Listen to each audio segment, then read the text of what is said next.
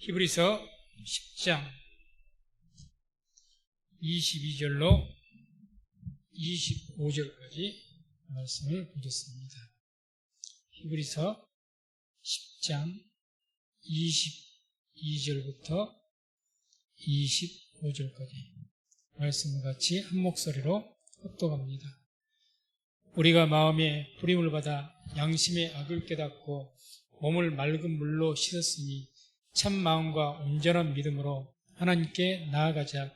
또 약속하신 이는 미쁘시니 우리가 믿는 도리의 소망을 움직이지 말고 굳게 잡아 서로 돌아보아 사랑과 선행을 격려하며 모이기를 패하는 어떤 사람들의 습관과 같이 하지 말고 오직 권하여 그날이 가까움을 볼수록 더욱 그리하자.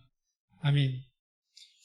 이 말씀을 중심으로 해서 이번 송년 금식성의 주제가 온전한 믿음으로 하나님께 나아가자, 이런 주제를 가지고 우리가 말씀을 듣고 있습니다. 그래서 어제는 첫째 날 성결한 믿음으로 하나님께 나아가자, 이런 제목으로 말씀을 나눴고, 오늘은 둘째 날 확고한 믿음으로 하나님께 나아가자. 확고한 믿음으로 하나님께 나아가자. 우리가 온전한 믿음이 되기 위해서는 먼저 성결한 믿음이 되어야 될 것이고, 오늘 둘째 날 오늘 말씀과 같이 확고한 믿음, 그런 확신을 가진 믿음이 있어요. 그 믿음으로 우리가 나아가는 것이 온전한 믿음이 되는 것입니다. 그래서 확고한 믿음. 오늘 본문의 22절, 23절 보면 우리가 마음의 뿌림을 받아 양심의 악을 깨닫고 몸을 맑은 물로 씻었으니 참 마음과 온전한 믿음으로 하나님께 나아가자. 또 약속하신 이는 미쁘시니 우리가 믿는 도리의 소망을 움직이지 말고 굳게 잡아. 이렇게 말씀합니다. 여기서 온전한 믿음으로 하나님께 나아가자. 그래서 이 온전한이란 말, 온전하다. 온전하다는 그 성경의 본뜻은 전적인 확신 또는 철저한 확신, 우리 말로 한다면 구원의 확신이죠. 완전한 확신을 말합니다. 하나님을 믿는데 확신 가운데 믿는 거죠. 그냥 그 믿는 것이 어느 때는 믿어주고 어느 때는 안 믿어주고 뭐 이런 게 아니라 완전하게 믿는 확신, 그게 온전한 믿음이죠. 그래서 그러한 믿음, 이제 확고한 믿음으로 제가 표현해서 확고한 믿음. 그래서 이런 믿음 갖는 분들은 하나님 앞에 변함이 없는 그런 삶을 삽니다. 확고한 믿음이 있기 때문에 삶이 어떤 어려움이 닥칠지라도 좋다고 해서 더 못 듣게 되고 또 상황이 나쁘다고 해서 더 덜해지고, 이게 아니라 변함이 없습니다. 신앙이. 누가 변함없이 살아갑니까? 확고한 믿음을 가진 사람들이, 그런 성도들이. 그래서 그런 확고한 믿음으로 나가는 것, 그게 곧 온전한 믿음이고, 그런 온전한 믿음으로 우리가 하나님께 나아갈 때 하나님께서 우리를 기쁘게 보시고 그 믿음의 예배든지 그 믿음의 기도이든지 그 믿음의 헌신이든지 다 기쁘게 연락하시고 갚아주실 줄로 믿습니다. 그러면 이렇게 확고한 믿음으로 우리가 하나님께 나아가려면 어떻게 되느냐? 오늘 말씀 중에 23절 보면 이런 말씀이 나옵니다. 우리가 믿는 도리의 소망을 움직이지 말고 굳게 잡아. 그렇게 말씀합니다. 이 말씀을 통해서 확고한 믿음이 되기 위해서 두 가지의 어떤 우리가 행해야 될 그 방법을 찾습니다. 말씀 중에 23절 방금 우리가 보았던 것처럼 우리가 믿는 도리의 소망을 움직이지 말고 굳게 잡아. 그래서 첫째는 움직이지 않는 믿음이 되어야 되고, 둘째는 굳게 잡는 믿음이 되어야 되죠. 그렇게 볼 수가 있습니다. 그렇게 됐을 때 우리의 믿음이 확고한 믿음이 됩니다. 첫 번째는 움직이지 않는 믿음이 되어야 됩니다. 확고한 믿음이 되려면 움직이지 않는다. 그것이 변한다는 거죠. 자꾸 이랬다 저랬다 하는 것이 움직이는 거죠. 충성도 하나님 앞에 헌신하기로 작정을 했고 내가 뭔가 하나님께 봉사하기로 헌신했으면 그 작정한 대로 변함없이 비가 오든지 눈이 오든지 내가 삶이 어떻든지 내 몸이 어떠든지 불가능한 상황이 아니라면 내가 꾸준히 내가 그 일을 맡아서 하는 것이 진정한 충신이고, 그래서 하나님께서 충성이고, 그래서 말씀에는 맡긴 자에게 구할 것은 충성이니라 이렇게 말씀하지 않습니까? 변함없이 하는 거예요. 움직이지 않는 믿음이. 그게 확고한 믿음입니다. 그래서 이 히브리서 10장 그 38절 39절 보면 이런 말씀이 나옵니다. 38절 39절 보면 이 말씀을 같이 함께 말씀을 합독합니다. 같이 합독합니다. 오직 나의 의인은 믿음으로 말미암아 살리라. 또한 뒤로 물러가면 내 마음이 저를 기뻐하지 아니하리라 하셨느니라. 우리는 뒤로 물러가 침륜에 빠질 자가 아니요 오직 영혼을 구원함에 이르는 믿음을 가진 자니라. 아멘. 우리가 뒤로 물러가면 하나님께서 우리를 기뻐하지 않습니다. 뒤로 물러가는 것, 움직이는 거죠. 자꾸 변하는 겁니다. 마음이 움직입니다. 하나님 앞에 변함이 없어야 되는데 마음이 움직여요. 그래서 하나님 앞에서 행하는 믿음이나 모든 것들이 변합니다. 뒤로 물러갑니다. 우리가 성경, 구약 성경 보게 되면, 특별히 사사기를 보게 되면 하나님께서 이미 다 땅을 나눠서, 제비를 뽑아서 나눠서 다 주었습니다. 그런데 이 이스라엘 백성들이, 그 지파들이, 12지파들이 자기가 거한 땅에서 빼앗기 좋은 땅은 빼앗고 정말 빼앗기 어려운 땅은 뺏지를 못하고 있는 그런 모습을 보였습니다. 이것에 하나님께서 진노하셨죠. 사사기 1장 21절 보면 이런 말씀이 나와요. 베냐민 자손은 예루살렘에 거한 여부스 사람을 쫓아내지 못하였으므로 여부스 사람이 베냐민 자손과 함께 오늘날까지 예루살렘에 거하더라. 아멘. 여부스라는 것이 예루살렘을 여부스라고 합니다. 옛날 이름이.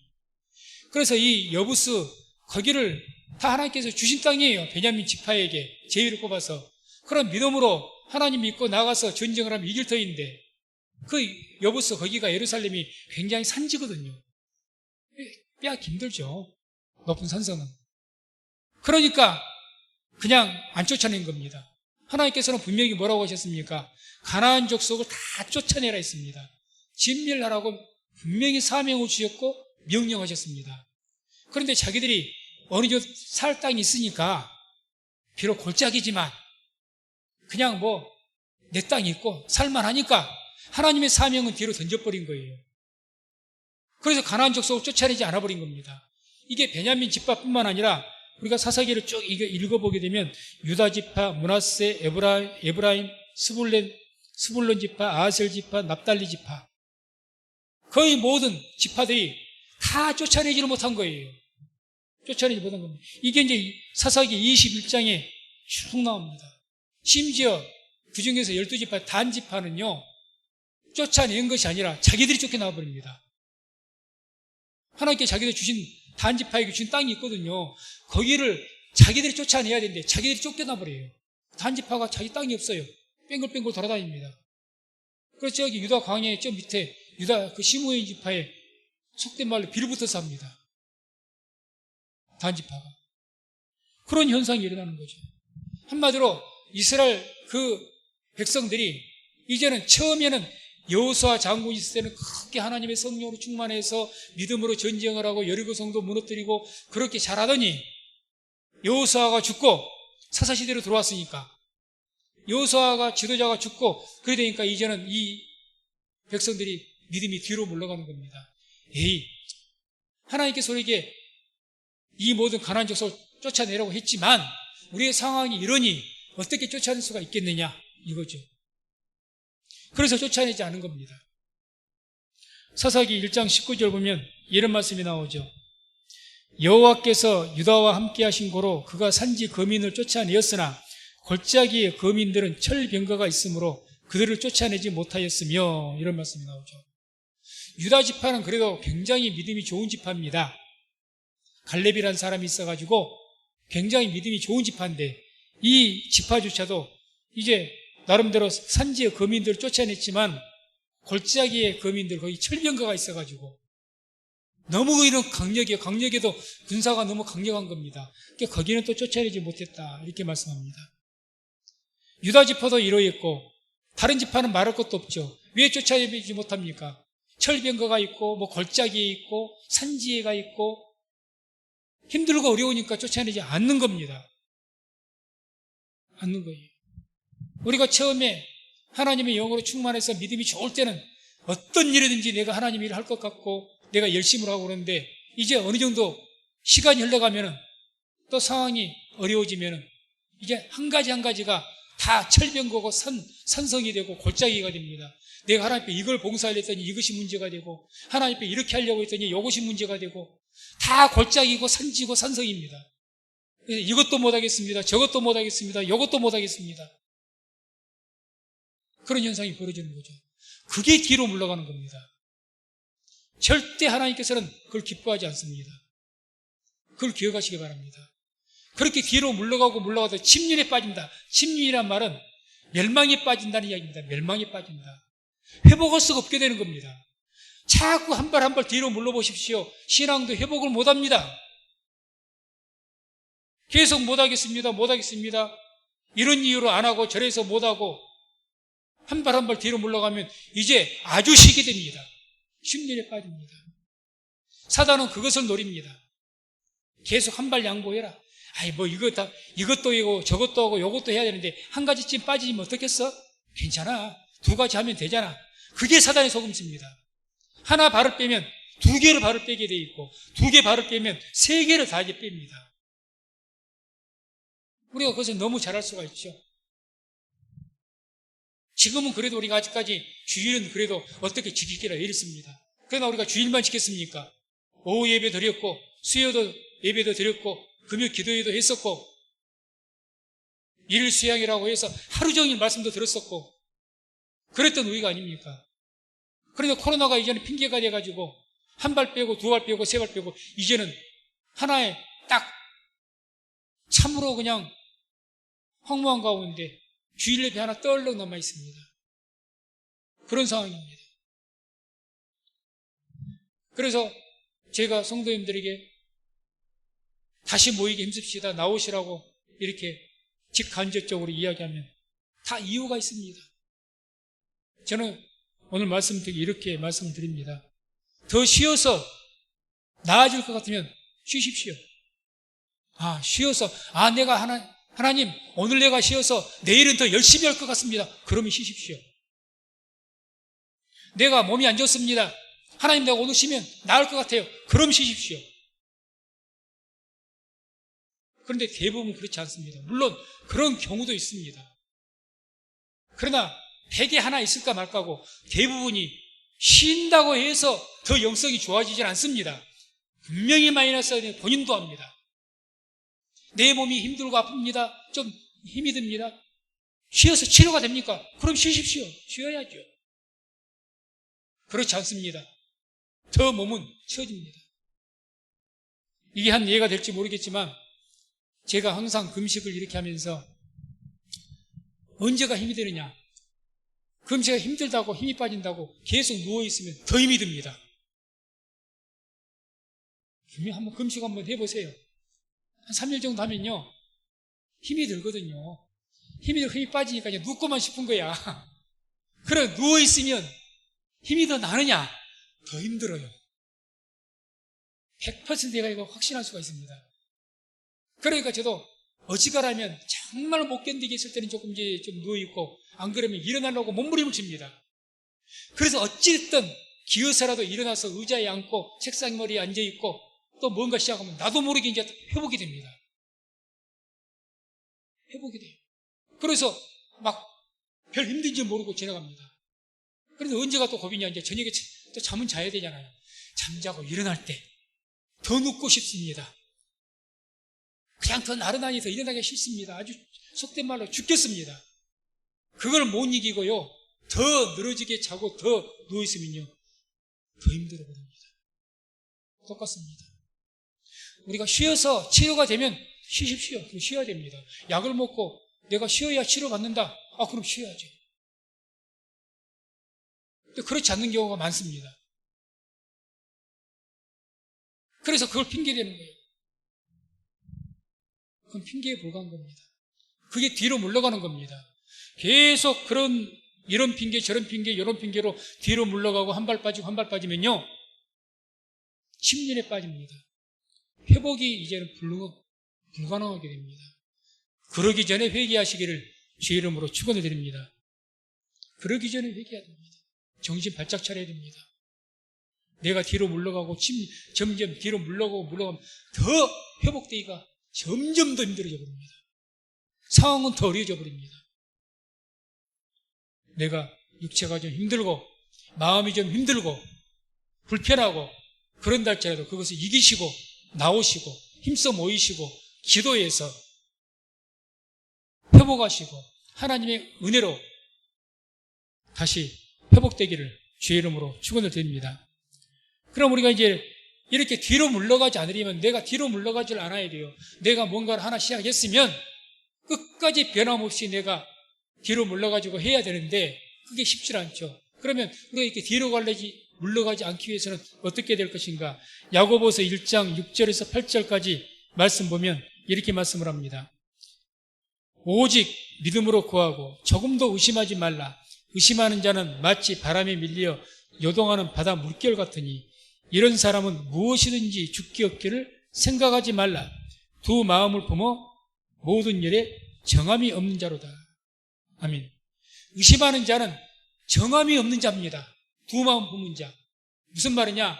내가 뭔가를 하기 위해서 하나님 믿고 딱 마음을 정해야 되는데 마음을 안 정하는 거예요. 상황 봐서 하지요. 이겁니다. 그게 마음 안 정한 겁니다. 오늘 이렇게 주를 위해서 우리가 이걸 봉사합시다. 헌신합시다. 하나님 예배합시다. 상황 봐서 하죠. 그게 마음 안 정한 겁니다.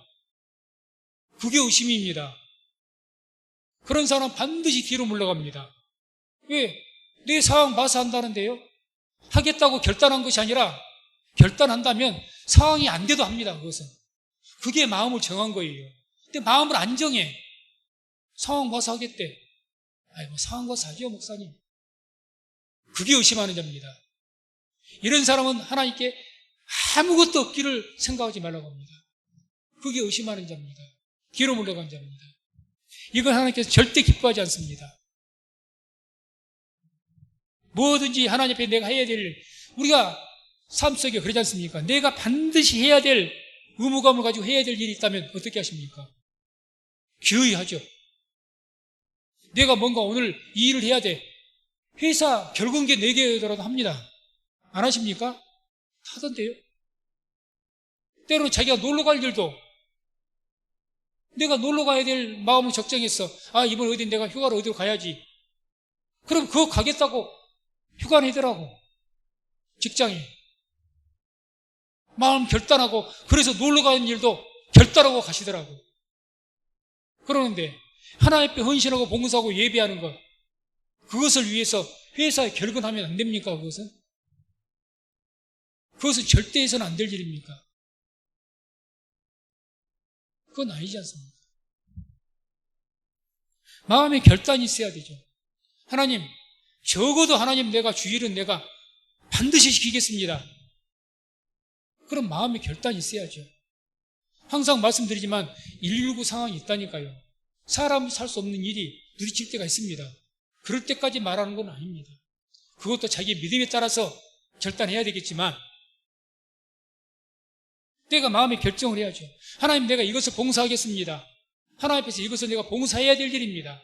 이것은 교회를 위해서 내가 모이는 것, 이게 내가 모여야 교회가 활성화를, 나 하나가 더 참석을 해줘야 더 교회가 은혜가 되고 더 일어서기 쉽고 더 힘을 얻고, 그건 분명하지 않습니까? 우리가 잘 알죠. 우리가 예배를 드리든지 모이든지 한 사람이라도 빠지면 얼마나 기운이 빠집니까? 한 사람이 새롭게 나와지면 얼마나 더 힘이 됩니까? 그렇지 않습니까? 그러면 내가 교회에 모여서 힘써 모여서 교회 성도들이 은혜를 받고 힘을 얻는데, 그러면 우리의 마음 결단할 필요가 있는 것 아닙니까? 내가 모이게 힘쓰겠다고 적어도 공예배만큼은 내가 참여해서, 특히 대부분이 우리 교회는 재직들 아닙니까? 재직이 뭡니까? 평신도는 아니지 않습니까? 그런 마음의 결단이 있어야 되죠. 적어도 공예배에는 내가 어떤 일이 있더라도 참석을 해야지. 특히 이번 성회 같은 경우는 여기서 이 일을 제기하면 안 되는 거죠. 성회가 갑작스럽게 김요셉 목사가 갑자기 있다가 뭐 일주일 전에 며칠 전에 하겠다고 한 겁니까? 1년 전부터 계획에 나와 있는 이야기 아닙니까? 다 스케줄에 있는 것 아니에요. 마음에 결단한 사람이 있다면 그 일정표를 마음이 교회의 이런 모임에 관심을 가지고 중요하게 여기는 분들이 계신다면 일정표를 볼 겁니다. 이번 주에, 이번 달에 여리고 성회가 있네? 송영 금식 성회가 있네? 그럼 어떻게 하겠습니까? 마음에 결단한 사람들은 미리 그날을 비워두려고 애를 씁니다. 어쩔 수 없이 119 상황이 아니라면 다 비워두고 해야 될 일을 미리미리 해버리고. 그래서 이 송영 금식 성회에 딱 자기의 모든 것을 맞출 겁니다.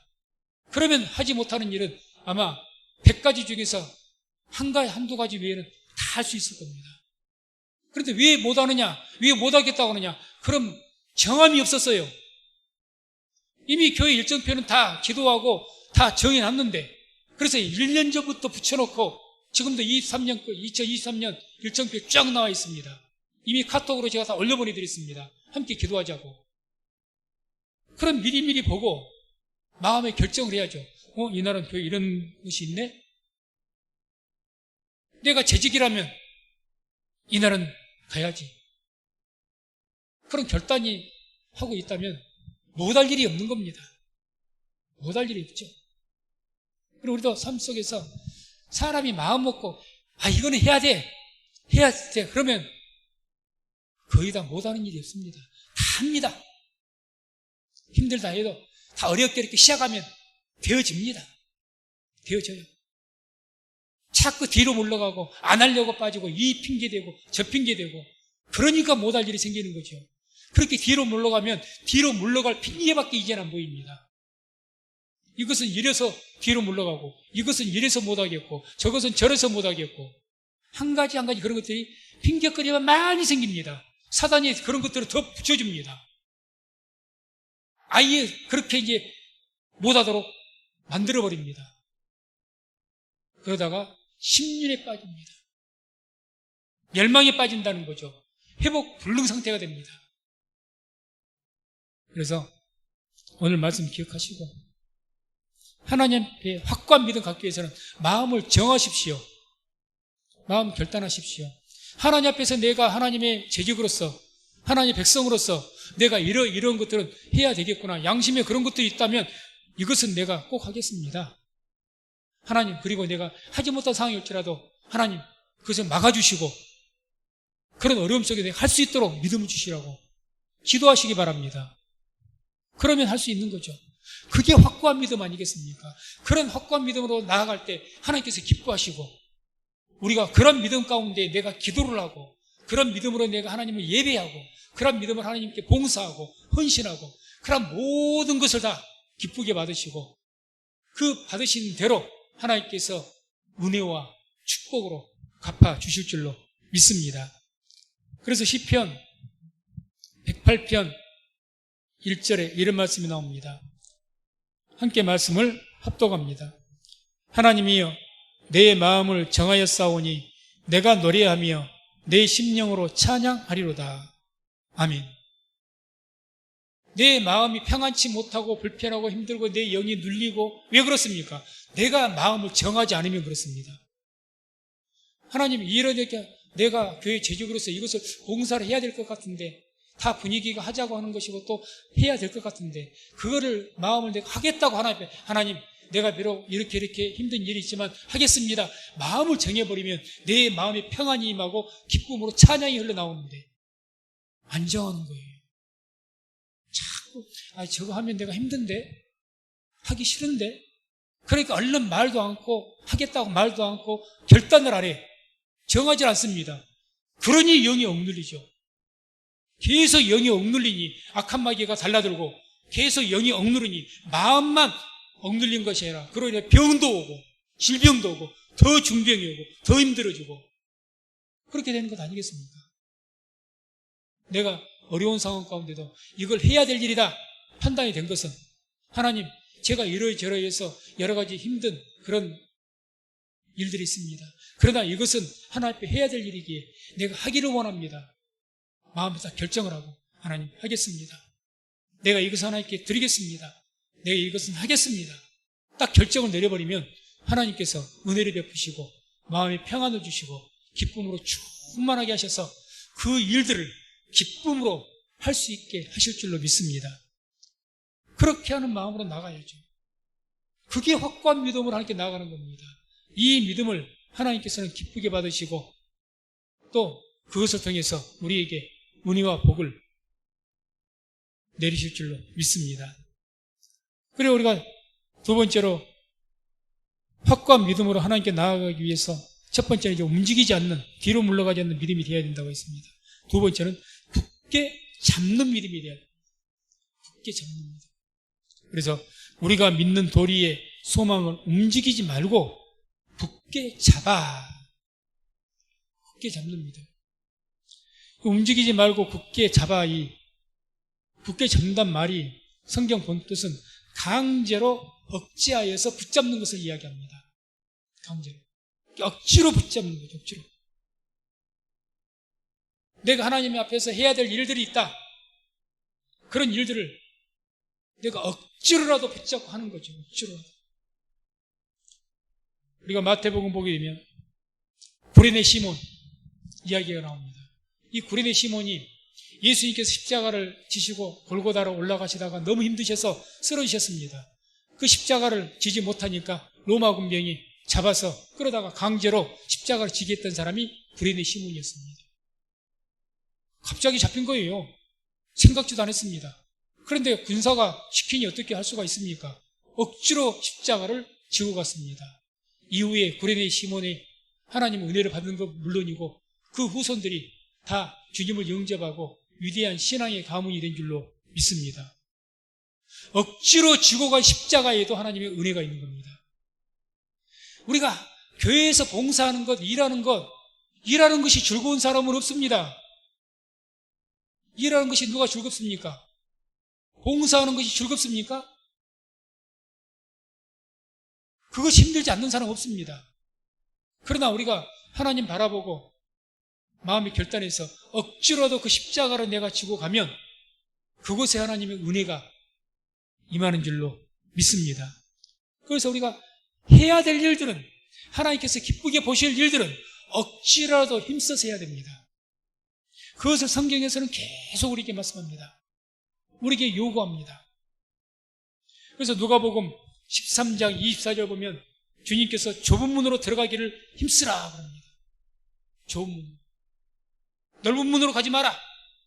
하기 쉬운 일, 그런 넓은 세상 사람 찾는 일, 그리 가지 마라. 좁은 문으로 가기를 어떻게 하랍니까? 힘쓰라고 합니다. 힘쓰라. 우리에게 유익한 일들은 주님께서 힘쓰라고 이야기합니다. 또 사도행전 2장 46절에 성전에 모이기를 힘쓰고 그럽니다. 모이기 힘쓰라고 합니다. 모이기 힘쓰라. 너희가 모여야 산다. 교회가 모여야 산다. 교회가 모여야 부흥을 하고 모여야 함께 모인 모든 자들이 복을 받는다. 하나님으로 충만해진다. 모이기 힘써라. 성경은 그렇게 이야기합니다. 주께서 우리가 그렇게 이야기합니다. 로마서 12장 12절에 기도에 항상 힘쓰며, 기도에 힘쓰라는 겁니다. 기도가 저절로 그냥 나발나발거리고 되는 게 아닙니다. 뭐 방언 기도라고 해서 그냥 되는 게 아닙니다. 사모하고 간절하게 방언하기를 원하고 그런 마음으로 간절함만 있을 때 방언이 터지는 겁니다. 기도에 힘써야 터지는 거예요. 그냥 되는 게 아닙니다. 깊은 영성이 있는 깊은 기도가 되는 것은 힘써야 됩니다. 그냥 되는 게 아닙니다. 힘쓰라고 합니다. 로마서 12장 13절에 손 대접하기를 힘쓰라. 서로 대접하기를 힘쓰라는 거죠. 서로 대접해라. 남에게 대접받고자 하는 자여 너희도 남을 대접하라고 하지 않습니까? 대접을 해라. 자꾸 섬겨라. 그러기 힘쓰라고 이야기합니다. 좋은 일은 힘쓰라고 계속 말씀합니다. 힘써라, 힘써라. 그냥 가만히 있어도 되는 일이 아니다. 힘써야 된다. 애써야 된다. 그렇게 하기 위해서. 왜? 너희가 복을 받고 하나님께 영광 돌릴 일이니까 그런 것을 힘써야 됩니다. 가만히 있어도 되는 것이 아닙니다. 고린도전서 15장 58절 주의 일에 더욱 힘쓰는 자들이 되라. 주의 일에 더욱 힘쓰는 자들이 되라. 여기서는 더욱이란 말이 붙었습니다. 주님의 일, 주의 일이야 원한 거죠. 하나님을 믿는 일, 예배하고 모여서 힘써서 기도하고 전도하고 또 교회 섬기고 이런 모든 것들이 대표적인 주의 일들이죠. 그것에 대해서는 그냥 힘쓰라고 한 것이 아니라 더욱 힘쓰라고 합니다. 더욱 힘쓰라고 합니다. 힘쓰라고. 왜? 그것이 하나님께서 기뻐하신 일이고 그것을 통해서 하나님께서 우리에게 복을 베푸시기 때문에 그렇게 힘쓰는 일이 너희가 살 길이다. 너희 영혼이 살 길이다. 그렇게 말씀하는 거죠. 또 디모데후서 2장 15절에는 자신을 하나님 앞에 드리기를 힘쓰라 그럽니다. 자신을 하나님 앞에 드리기를. 너희가 그저 마음으로만 말로만 하지 말고 너희들이 자신 몸을 하나님 앞에 드리기를 힘쓰라는 겁니다. 거룩한 산 제사로 너희를 드리라는 거예요. 너희의 몸을 거룩한 산 제사로 드리라고 하지 않습니까? 로마서 12장 1절에 너희의 몸을 거룩한 산 제사로 드리라. 그러니까 너희 자신들을 하나님 앞에 드리기를 힘써라.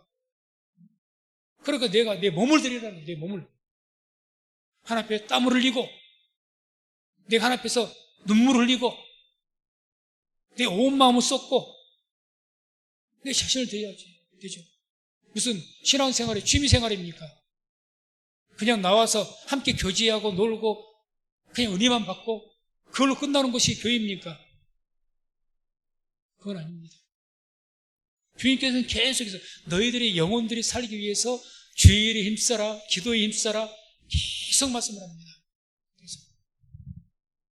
디모데후서 4장 2절에도 너는 말씀을 전파하라. 때를 얻든지 못 얻든지 항상 힘써라. 말씀을 전파하라. 복음을 전파하라고 때를 얻든지 못 얻든지 항상 힘쓰라고 말씀합니다. 어떻게 해서든지 복음을 전하기 위해서 힘써라. 계속해서 해봐. 그래서 우리 자신들 이런 말씀들 이외에도 여러 가지 말씀들로 우리에게 힘써라, 애써라 그런 말씀들이 계속 우리에게 말씀들이 나오는데 우리가 하나님을 믿으면서 기도하는데 또 예배를 드리고 하나님께 헌신하는데 전도하는데 모이는데 주일 하는데 얼마나 힘씁니까? 이 힘쓴다는 그 선언경 원어의 단어 뜻 자체는 그냥 적당히 힘쓴 거, 애쓴 거, 내가 조금 하려고 하는 거 그걸 이야기한 것 아닙니다. 싸우기까지 힘쓰라는 겁니다. 성경의 그 뜻은. 맹렬하게 전쟁터에서 싸우기까지 힘쓰라는 겁니다. 싸우기까지. 맹렬하게 힘쓰라는 거예요. 맹렬하게. 왜 그렇게 말씀하실까요? 그렇게 맹렬하게 하려고 하지 않고는 안 되거든요.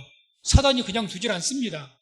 그냥 내가 힘쓰려고 하면 적당히 내가 오늘 기도 한번 해볼까? 오늘 한번 교회 한번 나가볼까? 오늘 가서 한번 예배 한번 참여해서 내가 하나님께 예배를 한번 드려볼까?